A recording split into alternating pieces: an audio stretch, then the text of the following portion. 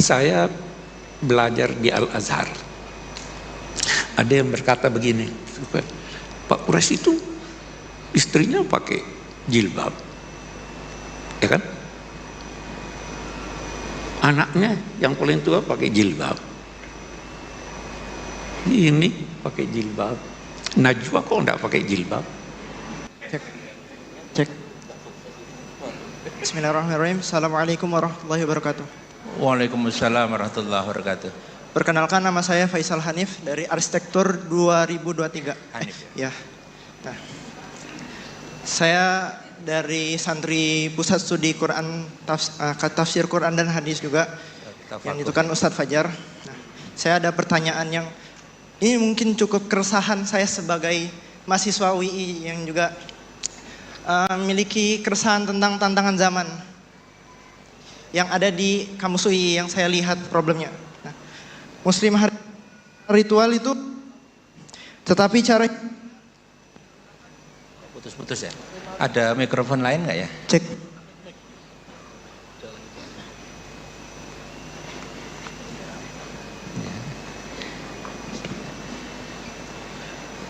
Muslim hari ini secara ritual bertauhid, tetapi cara hidupnya menggunakan moral sekular dan pragmatis. Khususnya di kampus saya tercinta ini, terkadang hal ini juga mungkin secara tidak sengaja dipromosikan oleh guru-guru kami yang juga diaminkan oleh mahasiswa. Nah, saya takut bila saja UI itu hanya menjadikan Islam sebatas nama saja.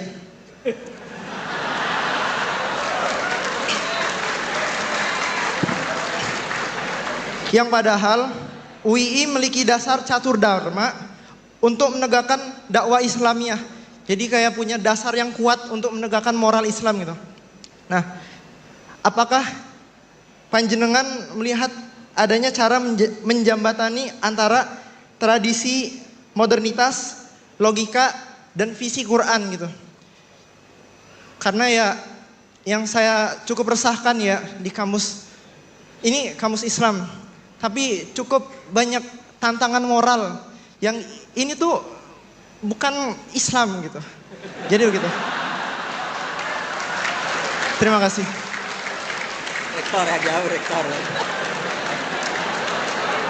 Baik, terima kasih Mas Hanif. Ya, satu lagi ya Gus Pak ya, sama Prof. Quraisy ya, sana. Bismillahirrahmanirrahim. Assalamualaikum warahmatullahi wabarakatuh. Waalaikumsalam warahmatullahi wabarakatuh. Perkenalkan, nama saya Kusmiatin dari pelosok desa Kabupaten Trenggalek, Jawa Timur.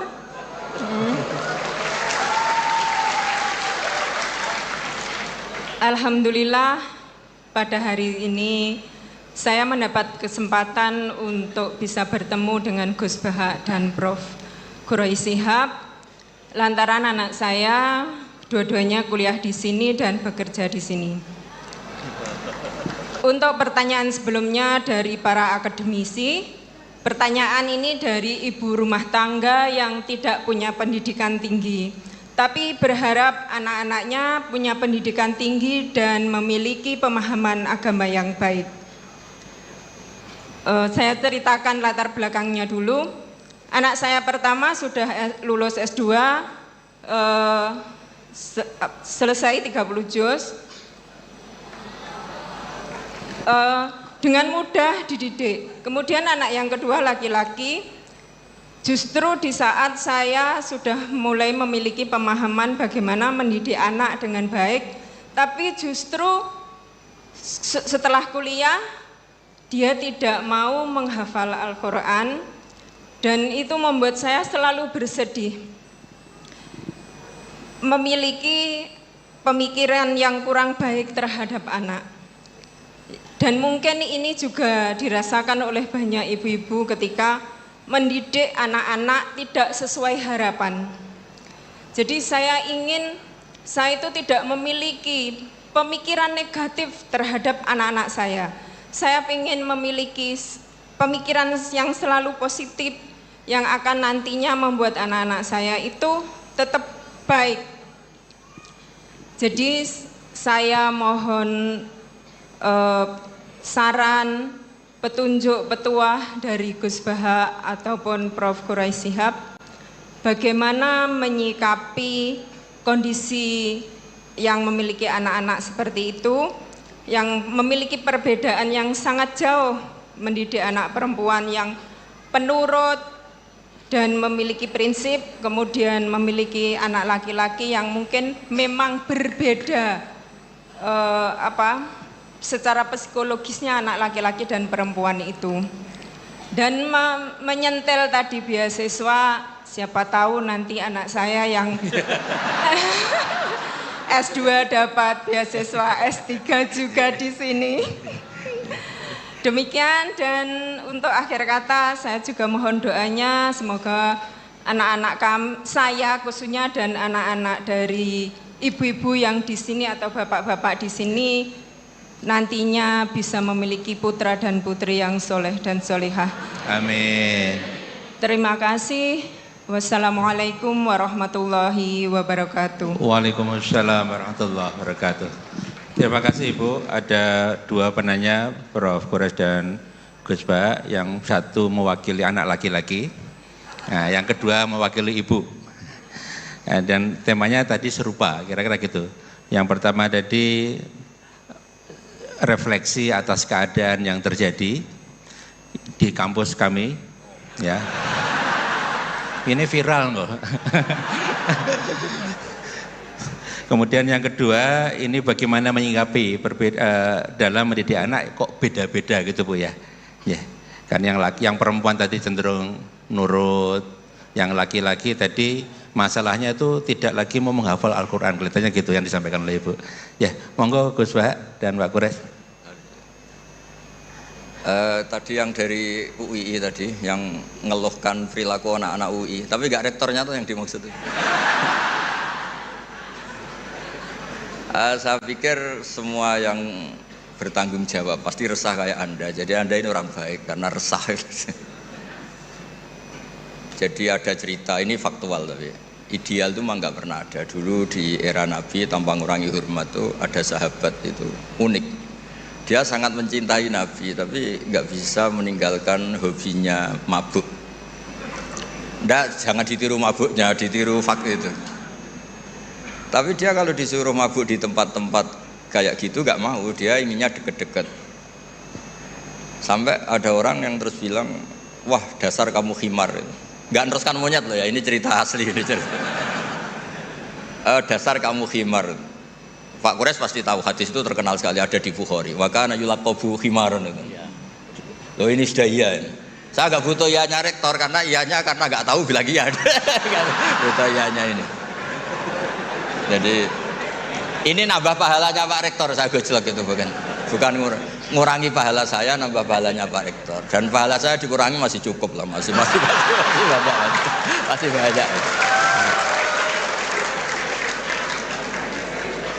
Sampai para sahabat bilang ma aktsaru ma utiya. Maksudnya kamu sering dikasih sanksi, dikasih apa, masih tetap gitu. Sampai beberapa sahabat gak kuat terus melaknat dia. Terus Nabi ngendikan la tal'anuhu fa inni wallah la ara illa annahu ahabba wa rasulah. Ada yang riwayat illa annahu yuhibbu wa rasulah. Saya kecewa tapi jangan kamu laknati, saya masih melihat dia mencintai Allah dan Rasul. Terus di komentar Ihya, kitab Ihya bilang falam yukhrij Rasulullah bil maksiyah anil mahabbah, itu saya hafalkan betul hadis itu. Nabi tidak mengeluarkan dia dari status mahabbah, mencintai kebenaran meskipun dia masih salah. Jadi di antara kebaikan agama ini memang selalu berharap. Mungkin anak-anak kita sekarang nakal, nanti ndak. Ini sekaligus jawab ibu-ibu tadi. Kalau ada gugat anak-anak, terus mereka gugat, gimana kok saya ditegur punya ibu ini, juga repot. Jadi repot juga kan. Jadi kadang-kadang orang itu senangani gugat anak. Kalau anak kita gugat orang lain punya ibu menteri, punya ibu dosen, saya kok punya ibu gini, ya repot juga kan. Jadi makanya dikurangi lah komplain-komplain anak. Kalau kita dikomplain balik juga repot. Jadi artinya ya hidup itu memang nggak pernah ideal, meskipun itu di zaman Nabi. Makanya kata ulama, Yang ideal tuh nabinya. Kalau zaman mulai dulu ya sama, di Mekah dimusuhi kafir Mekah, di Madinah dimusuhi orang munafik. Ya tetap saja ada saja yang namanya problem. Karena dunia ini liyabluwakum ayyukum ahsanu amala. Saya sering cerita di mana-mana dan ini nyata. Ada kiai yang sangat khusyuknya itu nggak pernah mau punya penanya atau santri cantik. Kalau ada orang cantik nggak mau nerima, kalau orang jelek itu mau dia. Tak tanya kenapa. Wah, kalau saya cantik, saya takut syahwat, takut birahi. Kalau jelek merongos kan enggak. Terus saya bilang ini dasar kiai amatir kata saya. Kenapa kok amatir Gus? Kalau melihat perempuan cantik itu dosa karena birahi, menghina perempuan jelek itu ya dosa karena menghina. Sama-sama dosa. Ada juga kiai itu yang berteman terus sama orang kecil. Takutnya kalau berteman orang kaya itu tamak. Ternyata apa? Gara-gara berteman orang kecil mainnya suruh saja. Nyuruh-nyuruh terus. Akhirnya dosa kamu istibat, menghambakan orang lain, memperbudak orang lain. Jadi sama sebenarnya problem semua. Makanya ini cerita Pak, ini mumpung ada Bu Ova Putri Pak Zeni. Saya itu kalau berteman, kalau nggak ditakdir Allah nggak mau. Karena kalau saya milih, oh gara-gara rektor UGM saya mau berteman, nanti kena hisab saya. Makanya ulama itu agak-agak angkuh, al ilmu yuk ta'ala. Jadi kalau Allah yang milih itu yang tanggung jawab Allah. Tapi kalau saya yang milih, saya tuh banyak punya teman jadi menteri. Padahal dulu kayak teman-teman Pak Fatul Wahid yang diputus yang jadi menteri. Tapi saya nggak pernah mau. Alasan saya tadi, kalau saya yang ikhtiar nanti tanggung jawabnya ke saya. Tapi kalau Allah yang menentukan, tanggung jawabnya di Allah Subhanahu wa Ta'ala. Makanya dalam ilmu tasawuf ada kata-kata kun muradan wala takun muridan. Karena sekali kita yang berikhtiar, kita yang disuruh tanggung jawab. Ya jadi untuk ngelola anak, ngelola istri atau ngelola suami sama itu tetap inna min azwajikum wa auladikum aduwwal lakum. Ada sisi mungkin kita nganggap anak, suami atau istri itu problem, tapi kata Allah wa in ta'fu wa tasfahu. Kalau kamu anggap legowo dengan fakta-fakta yang kita, karena kalau kita tidak legowo itu zaman Nabi itu ya ada sahabat yang enggak tadi sampai wa kana yulaqabu khimar, itu redaksinya sampai gitu. Dulu sahabat antara Ali dan Muawiyah atau Sayyidina Ali dan Sayyidina Muawiyah itu ya perang konflik.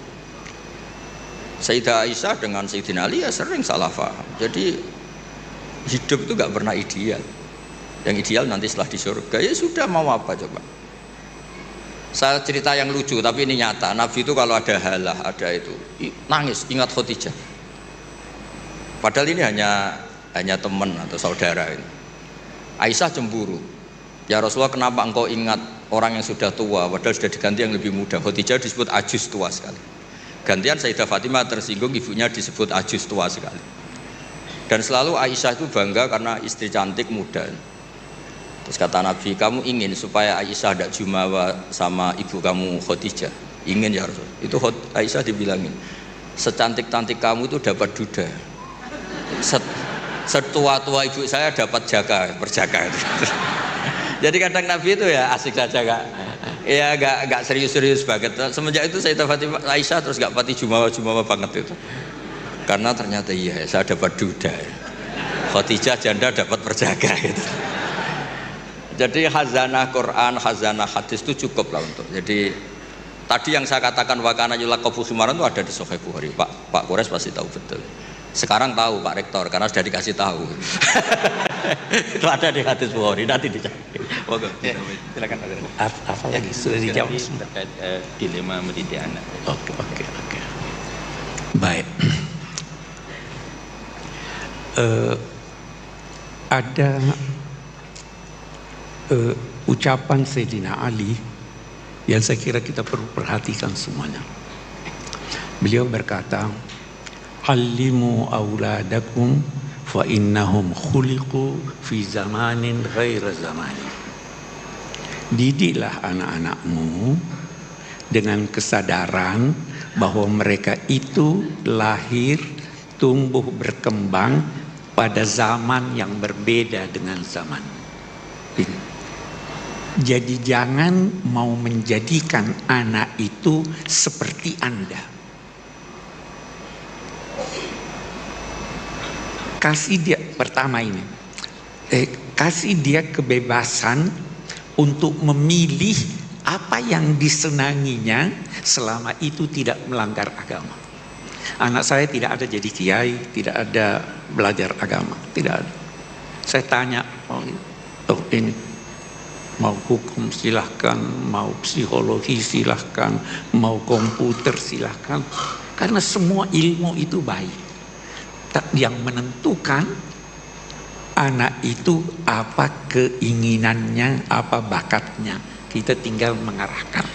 Yang kedua, Bu, jangan bedakan antara anak lelaki dan anak perempuan. Oh, perempuan itu tugasnya di dapur, anak boleh pergi. Oh, kamu tidak boleh keluar, kamu perempuan. Laki-laki, oh silakan. Jangan, tolong ukurnya itu agama. Tolong. Tidak membedakan bukan berarti harus sama. Tidak membedakan dalam perlakuan berlaku adil.